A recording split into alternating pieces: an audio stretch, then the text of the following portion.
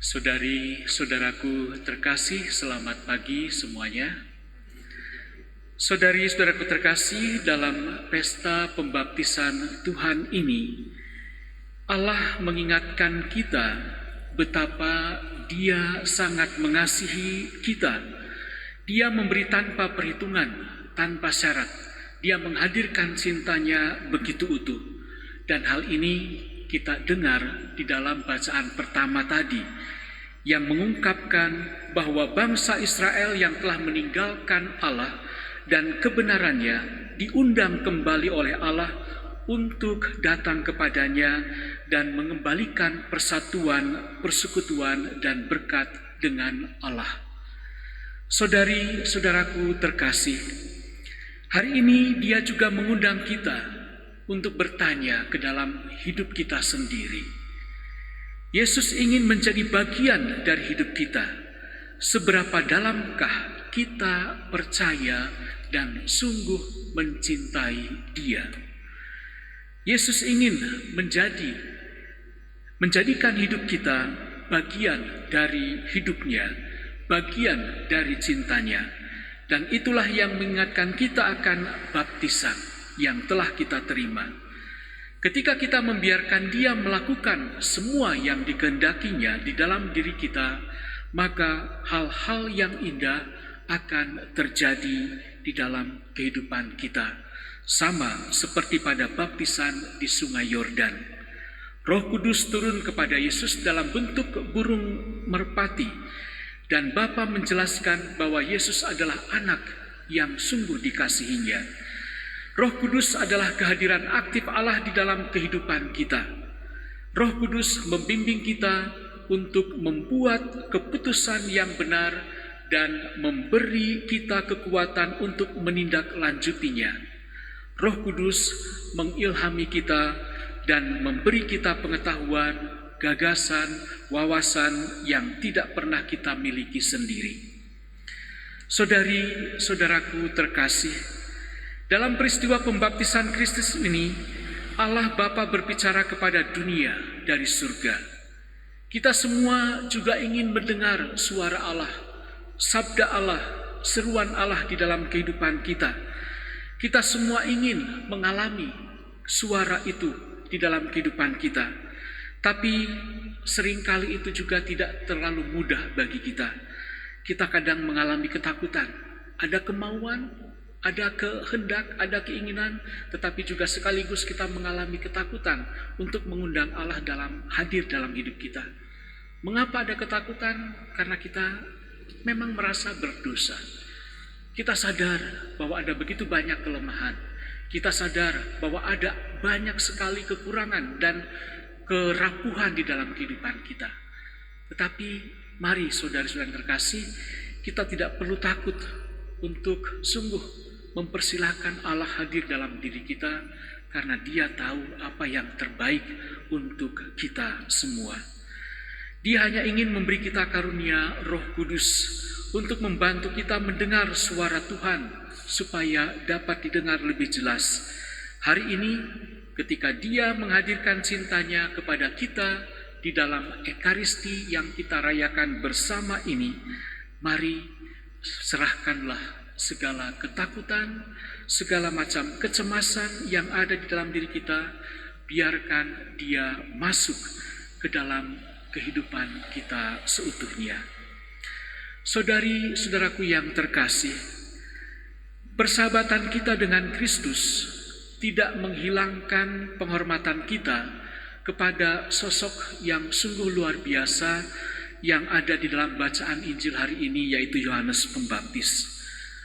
Yohanes Pembaptis tidak hanya mengakui kemanusiaan Kristus, dia juga mengakui keilahian Kristus, dan hasilnya hubungan dengan Kristus yang ada pada dirinya tidak hanya ditandai dengan keyakinan dan ketulusan, tetapi juga dengan rasa hormat.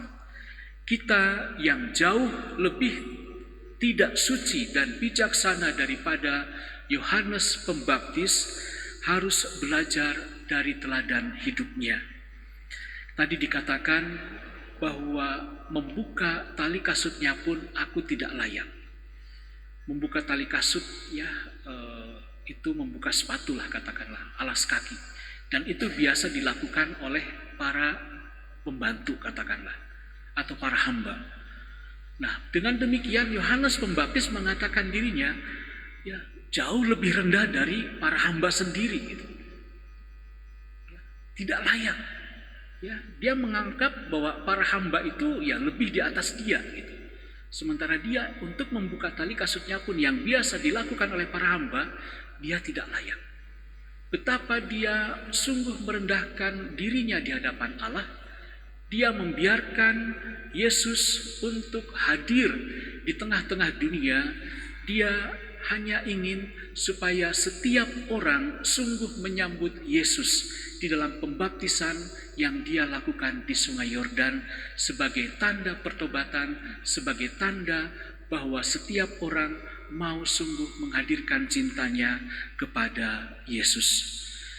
Baptisan adalah sakramen yang menjadikan kita anak-anak Allah dan warga kerajaan Kristus. Itu adalah pintu menuju kehidupan abadi. Maka ketika Yesus dibaptis, itu menunjukkan bahwa dia mengambil sifat kemanusiaan kita dan ingin membebaskan kita dari segala dosa dan kekurangan, kecemasan, ketakutan, dan kerapuhan yang seringkali mengganggu relasi dan persahabatan kita dengan Allah. Ketika kita dibaptis, keinginan Kristus terpenuhi. Kita ambil bagian di dalam kehidupan ilahi Allah sendiri, dan itu adalah awal dari petualangan peziarahan hidup rohani kita. Maka saudari-saudaraku terkasih, kita diundang untuk sungguh berani merayakan hari suci kita, hari pembaptisan kita. Ya mungkin kita tidak ingat kapan kita dibaptis, tanggal berapa, hari apa. Tetapi mari setidaknya di dalam setiap pesta pembaptisan Tuhan ini, ya kita diajak untuk mengingat kembali. Ya, entah itu dibaptis pada saat bayi, ya, dan orang tua kita, papa mama kita yang menjaminkan imannya, hidupnya untuk anak-anaknya, untuk kita semua, atau ketika kita sudah dibaptis dewasa. Dengan mengenangkan baptisan kita sendiri, maka kita mau untuk mengingat kembali janji setia kita. Untuk setia kepada Allah, untuk setia kepada Kristus, setia kepada gereja. Seringkali kita membutuhkan peringatan-peringatan ini. Ya, kita tentu senang, bahagia kalau kita merayakan ulang tahun kita sendiri. Ya, wah senang. Ya dapat ucapan selamat ulang tahun. Ada banyak doa yang diungkapkan oleh orang tua, saudari-saudara kita, ya teman-teman kita, dan mungkin HP kita penuh dengan WhatsApp. Tidak cukup untuk menjawabnya sampai 2-3 hari. Begitu banyaknya orang mengucapkan selamat dan doa untuk kita. Nah, lalu bagaimana kalau kita mengenangkan baptisan kita? Saya kira ini lebih penting ya daripada sekedar ucapan ulang tahun. Karena ini menyangkut harga diri kita, ini menyangkut martabat kita sebagai anak Allah. Jangan sampai status kita sebagai anak Allah menjadi kabur, menjadi hilang karena keegoisan, karena kesombongan yang seringkali kita hadirkan di dalam kehidupan kita untuk membahagiakan, menyenangkan diri kita sendiri. Saudari-saudaraku yang terkasih, dalam sakramen penguatan, Roh Kudus mencurahkan karunia-Nya ke dalam jiwa kita. Karunia yang sama yang telah Dia curahkan ke dalam jiwa Santo pelindung kita. Maka dengan mengenangkan baptisan dan mengangkat kembali nama baptis kita masing-masing, maka kita juga diingatkan akan figur, karakter, sifat, kebaikan, kekudusan orang-orang kudus yang dihadirkan di dalam hidup kita. Karena nama baptis, nama orang kudus bukan sekedar tempelan, bukan untuk supaya lebih indah, lebih hebat nama kita, tetapi bagaimana kita sungguh merenungkan, merefleksikan, mengingat dan menghadirkan semangat orang kudus yang dihadirkan di dalam diri kita. Maka saya mengajak kepada kita semua, yuk kita baca lagi riwayat orang kudus yang disematkan di dalam nama baptis kita masing-masing. Siapa dia? Jangan-jangan kita tidak tahu sejarah hidupnya. Jangan-jangan kita tidak tahu kekudusan apa yang sudah diperbuatnya. Jangan-jangan kita tidak tahu karya-karya apa yang sudah dilakukannya sehingga dia layak menjadi orang kudus. Maka dengan demikian, orang kudus atau nama-nama mereka yang disematkan dalam diri kita itu juga akan membimbing kita, akan mengarahkan hidup kita kepada kesejatian hidup kita. Saudari-saudaraku yang terkasih, Rasul Yohanes dalam bacaan kedua mengatakan kasih kepada Allah dinyatakan ketika kita menuruti perintah-perintahnya.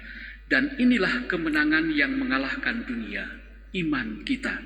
Kita tidak bisa memilih menurut kehendak kita sendiri. Mungkin ada kecenderungan dalam cara beriman kita. Ya, kita hanya mau memilah hal-hal yang menurut kita ini baik, ini cocok, ini bagus untuk saya. Mungkin kita memperlakukan Allah atau gereja kita Katolik ini ya seperti rumah makan Padang gitu ya. Kita masuk ke rumah makan Padang itu kan maunya disajikan semua makanan yang ada. Ya, sampai meja penuh dengan makanan, dengan piring bertumpuk begitu, sampai kita juga susah mungkin untuk menempatkan piring yang kita pakai untuk makan. Ya.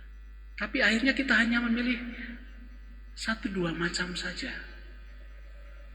Kenapa kita tidak langsung mengatakan misalnya datang ke pelayannya, saya makan ini. Tapi itulah kecenderungan kita. Kita hanya merasa baik, merasa nyaman, merasa enak hanya menurut kita sendiri.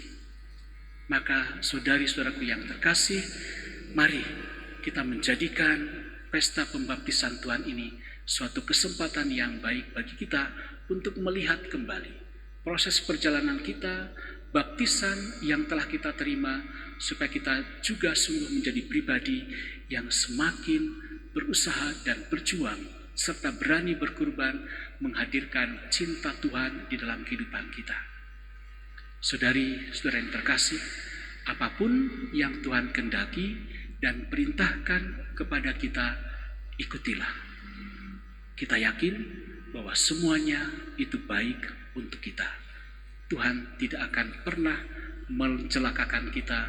Tuhan tidak akan pernah merancang sesuatu yang jelek untuk kita, tetapi semua yang baik. Tuhan memberkati.